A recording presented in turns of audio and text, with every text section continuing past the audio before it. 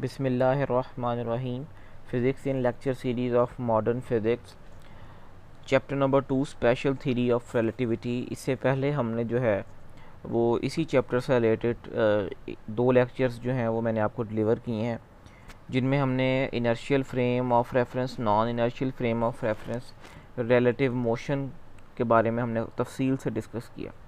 आज जो टॉपिक जिसे हम डिस्कस करने जा रहे हैं वो न्यूटनियन रिलेटिविटी यानी क्लासिकल रिलेटिविटी है।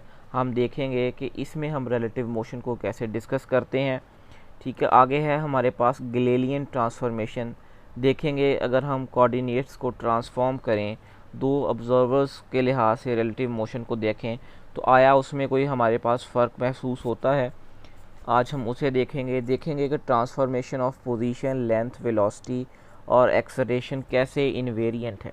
ठीक है, इससे पहले अगर आपने हमारी प्रीवियस वीडियोस को वॉच नहीं किया तो आप हमारे यूट्यूब चैनल पर जाएं। आप प्लेलिस्ट सेक्शन में आपको मॉडर्न फिज़िक्स, इसके अलावा आपको क्वांटम मैकेनिक्स, आपको solid state physics, digital electronics की सेपरेट प्लेलिस्ट मिल जाएंगी। आप उन्हें वॉच कीजिएगा। अगर आपने अभी तक हमारा YouTube channel physics and subscribe नहीं किया तो काइंडली से सब्सक्राइब करें और साथ लगे बेल आइकन को लाजमी प्रेस कीजिएगा, लाइक कीजिएगा, शेयर कीजिएगा।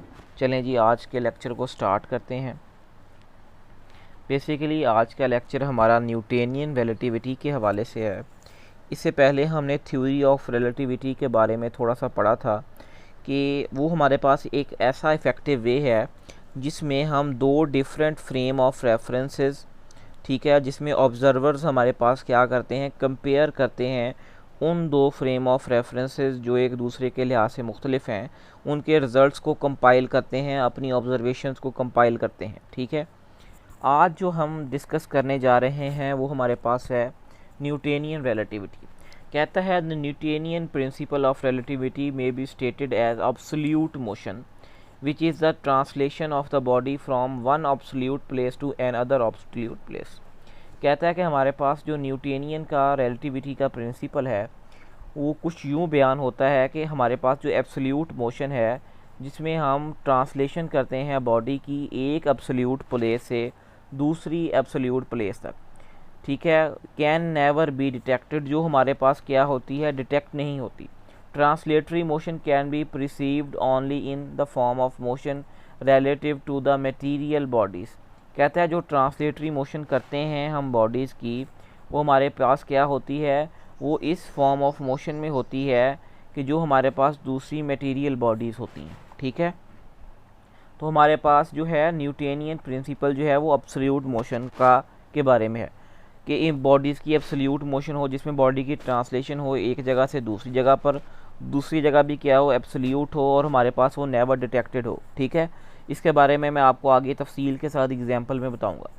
ठीक है, इससे पहले हमने पढ़ा कि जो हमारे पास थ्योरी ऑफ रिलेटिविटी है वो हमारे पास स्पेस एंड टाइम है। ठीक है, स्पेस एंड टाइम के लिहाज से हम चीज़ों को ऑब्जर्व करते हैं। ठीक है, तो कहता है this implies that if we are drifting along a uniform motion. कहता है कि अगर आप हमारे पास क्या कर रहे हों, ड्रिफ्ट कर रहे हों यूनिफॉर्म स्पीड के साथ, और स्पेसशिप हमारे पास क्लोज हो, तो हमारे पास जो तमाम ऑब्जर्वेशंस होंगी, तमाम फिनोमेनास होंगे, और जो हम एक्सपेरिमेंट्स उस स्पेसशिप के अंदर करेंगे वो हमारे पास सेम होंगे अगर हमारे पास जो वो शिप है उसकी मोशन हमारे पास ना हो, यानी वो मोशन ना कर रहा हो। यानी एक हमारे पास यूनिफॉर्म स्पीड के साथ क्लोज शिप हो, उसमें हम एक्सपेरिमेंट्स करें, ऑब्जर्वेशंस करें इनसाइड द शिप। ठीक है, तो वो हमारे पास वैसी होंगी जैसे हमारे पास एक शिप जो है वो मोशन ना कर रहा हो। तो इससे हमें पता चलता है कि फंडामेंटल फिज़िकल लॉज और हमारे पास प्रिंसिपल्स जो हैं वो तमाम आइडेंटिकल्स हैं, सेम हैं। ठीक है, उनका रिजल्ट्स बराबर आता है जब वो इनर्शियल फ्रेम ऑफ रेफरेंसेस में। तो इस तमाम कॉन्सेप्ट को हम क्या कहते हैं, न्यूटनियन रिलेटिविटी ऑफ कहते हैं। ऑब्सोल्यूट मोशन का मैंने आपको बताया था कि ऑब्सोल्यूट मोशन ऐसी मोशन होती है अगर हम उसे एक फ्रेम ऑफ रेफरेंस में डिस्कस करें तो सेम वैसे ही हमारे पास क्या आ जाए, दूसरे फ्रेम ऑफ रेफरेंस में आ जाए। इससे पहले हमने ऑब्सोल्यूट टाइम का जिक्र किया था, ऑब्सोल्यूट स्पेस का जिक्र किया था, शायद आपको याद हो कि अगर टाइम को हम एक कोऑर्डिनेट में लें, सिस्टम में लें, और दूसरे को दूसरे में लें, तो दोनों में कोई डिफरेंस ना आए, दोनों की वैल्यूज़ हमारे पास, दोनों की ऑब्जर्वेशन हमारे पास क्या हो, सेम हो। ठीक है, तो कहता है the mathematical basis for comparing the two disciplines is called transformation. किसी भी दो मैथमेटिकल सिस्टम्स को तुम इन डिस्क्रिप्शंस को जिसमें हम ऑब्जर्वेशन लेते हैं और उससे कुछ हमें मैथमेटिकल रिजल्ट्स मिले, हम उसे ट्रांसफॉर्मेशन कहते हैं। फिज़िक्स में हमने डिफरेंट तरह की ट्रांसफॉर्मेशंस जो हैं वो की हैं। आज जो है वो हम उसमें से गैलीलियन ट्रांसफॉर्मेशन को देखेंगे, जो हमारे पास क्लासिकल रिलेटिविटी की एक ट्रांसफॉर्मेशन है। ठीक है, उसकी एग्जांपल लेते हैं। कहता है for example consider an observer in a car parked by a highway. कहता है कि एक हमारे पास क्या है, ऑब्जर्वर है, उसने अपनी कार को क्या किया है, एक हाईवे के करीब हमारे पास क्या किया है, पार कर दिया है, एक लार्ज बड़ी हमारे पास क्या है, रॉक के सामने।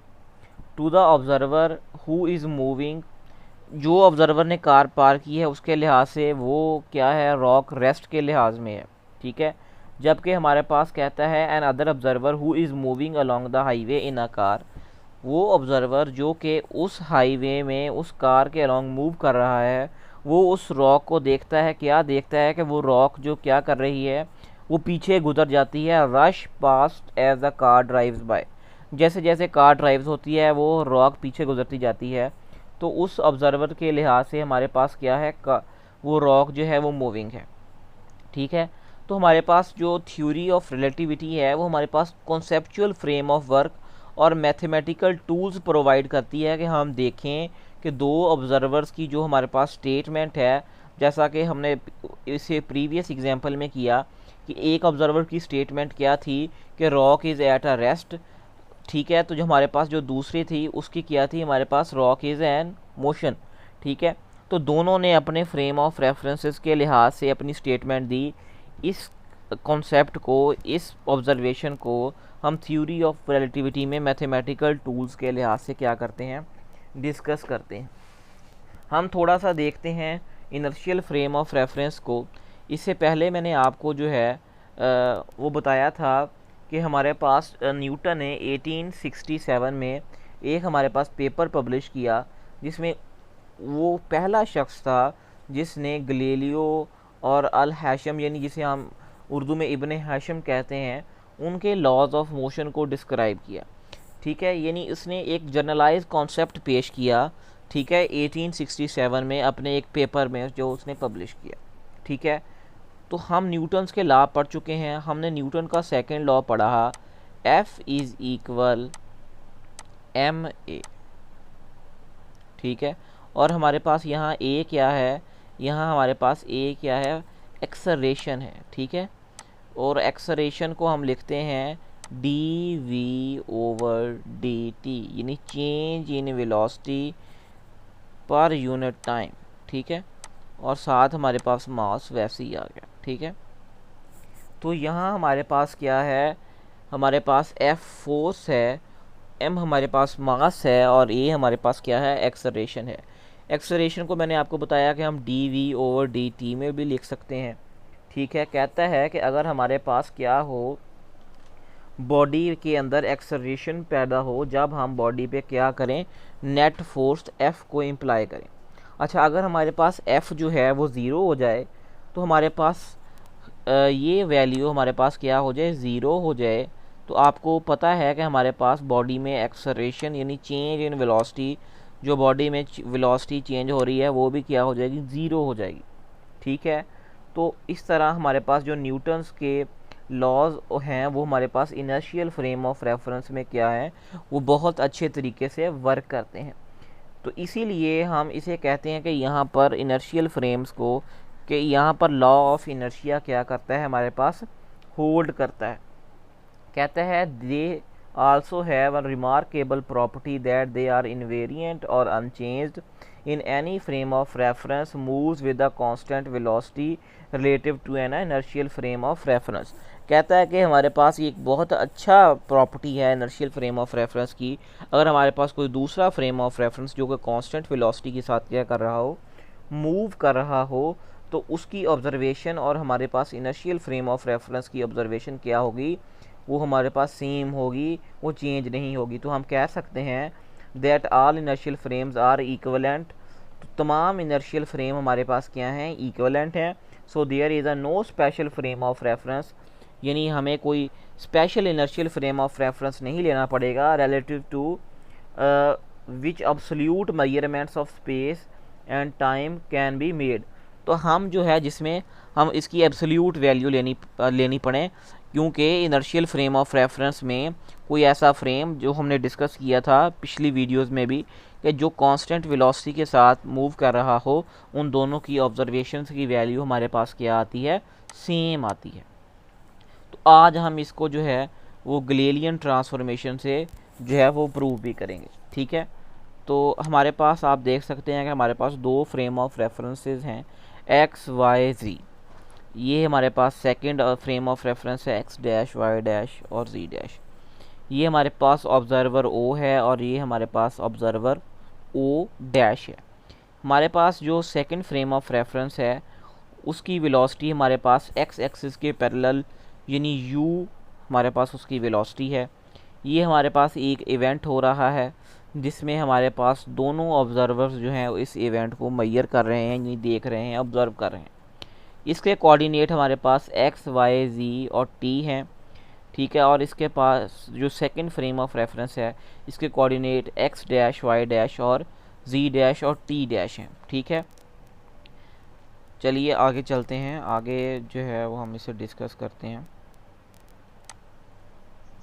अच्छा, आगे है गलीलियन ट्रांसफॉर्मेशन। मैंने आपको जैसे दो फ्रेम ऑफ रेफरेंसेस का आपको बताया, कहता है कि they observe the same event, दोनों ऑब्जर्वर एक सेम इवेंट को क्या करते हैं, ऑब्जर्व करते हैं, which happens at a particular point in the space, जो हमारे पास एक पर्टिकुलर पॉइंट पे क्या हो रहा है, हैपन हो रहा है, वकू पजीर हो रहा है और उसका एक पर्टिकुलर टाइम भी है।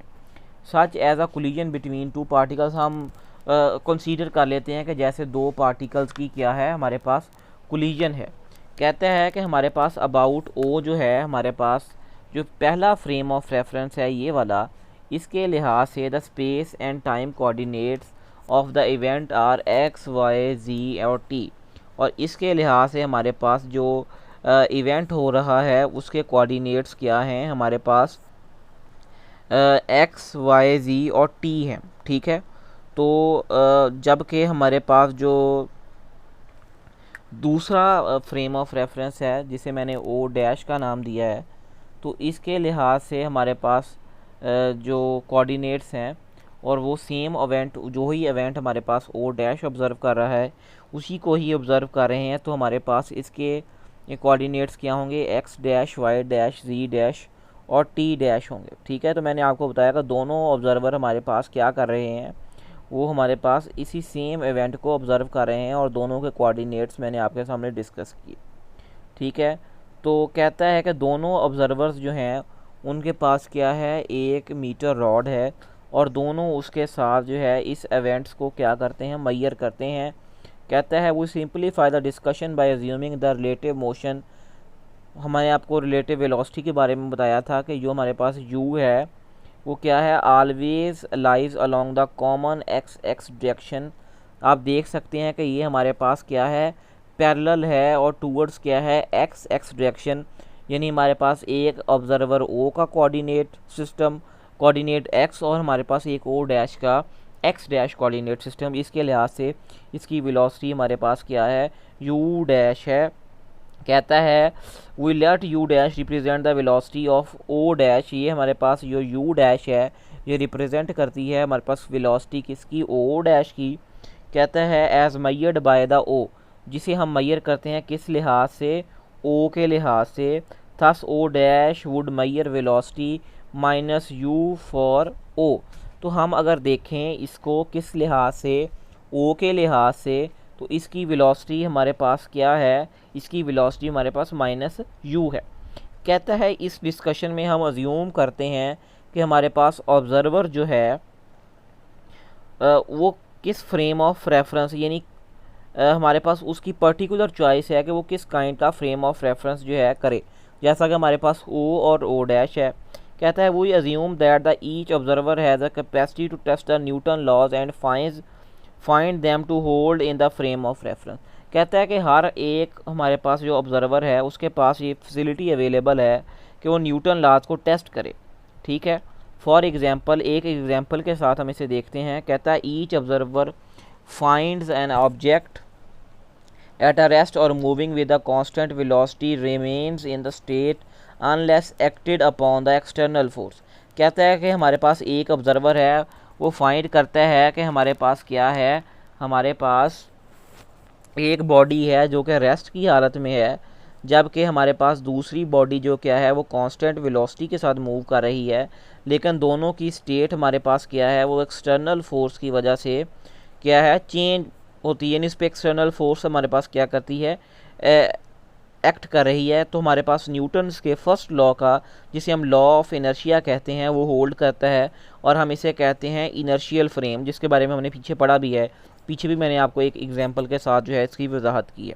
कहता है कि N observer in Interstellar space floating in a non rotating rocket, हमारे पास एक स्पेस है जो कि फ्लोट कर रही है किस पे, नॉन रोटेटिंग रॉकेट में, विद द इंजन्स ऑफ, और उसके इंजन्स क्या हैं, ऑफ हैं, would be in an inertial frame of reference, और वो क्या है, इनर्शियल फ्रेम ऑफ रेफरेंस में है।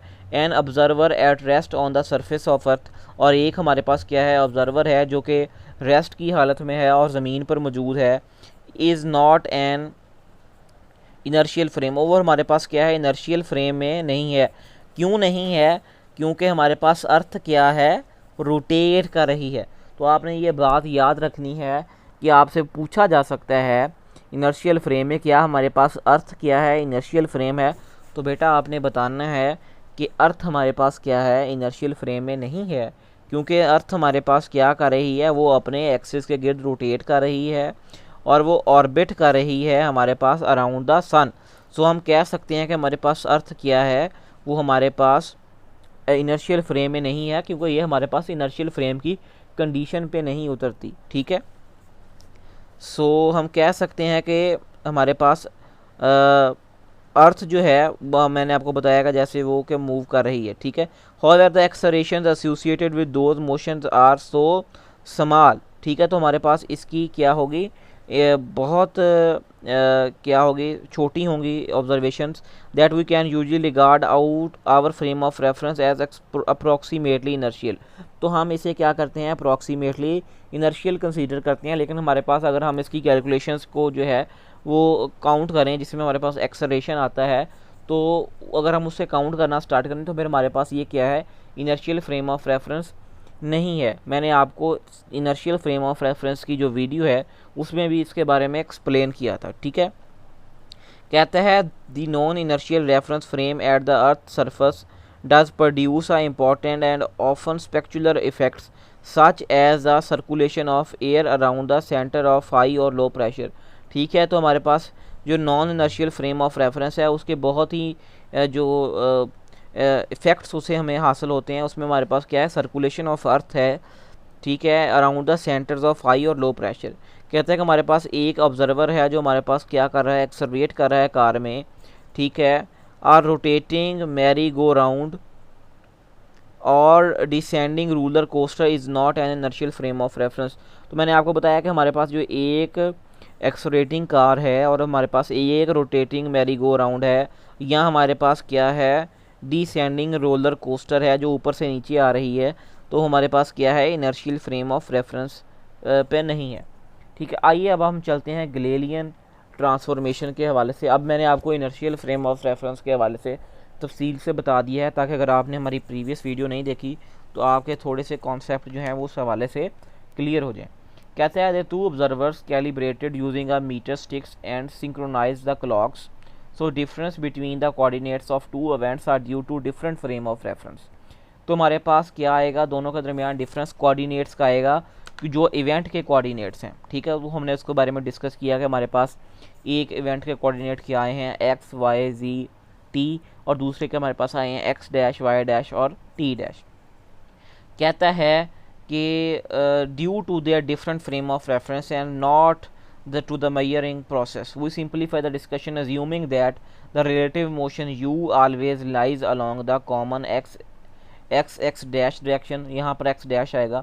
ठीक है, तो हम देख सकते हैं कि हमारे पास क्या है, x dash direction में है। कहता है we now drive the classical or Galilean transformation that relates to the अब हम देखेंगे कि ये दोनों इवेंट्स के कोऑर्डिनेट्स है, गैलीलियन ट्रांसफॉर्मेशन कैसे इन दोनों कोऑर्डिनेट्स को आपस में रिलेट करती है। ठीक है, कहता है हम जो अज्यूम करते हैं कि हमारे पास स्पीड जो है वो स्पीड ऑफ लाइट से बहुत ज़्यादा कम है, और हम दूसरा अज्यूम करते हैं क्लासिकल फिज़िक्स में कि हमारे पास टी क्या है, टी डैश है, यानी हमारे पास एब्सोल्यूट टाइम है। ठीक है, that is time is same for all observer के, यानी एब्सोल्यूट टाइम का मतलब ये है, जैसे मैंने आपको पीछे भी बताया था कि मैं आपको एब्सोल्यूट टाइम के बारे में बताऊंगा। तो एब्सोल्यूट टाइम का मतलब ये है कि दो डिफरेंट कोऑर्डिनेट्स, जैसे कि हमारे पास इवेंट्स के कोऑर्डिनेट्स हैं टी और टी डैश, दोनों का टाइम सेम हो तो हम इसे क्या कहेंगे, एब्सोल्यूट टाइम कहेंगे। We also assume that simplicity coordinate system are chosen so that originates coincide at t is equal to 0। ठीक है, consider the object O is at the coordinate, तो हमारे पास जो ऑब्जेक्ट है वो उसका टी 0 है क्योंकि वो ओरिजिनेट कर रहा है, और उसके हमारे पास क्या आएंगे कोऑर्डिनेट ओ डैश के एक्स वाई और z डैश आएंगे।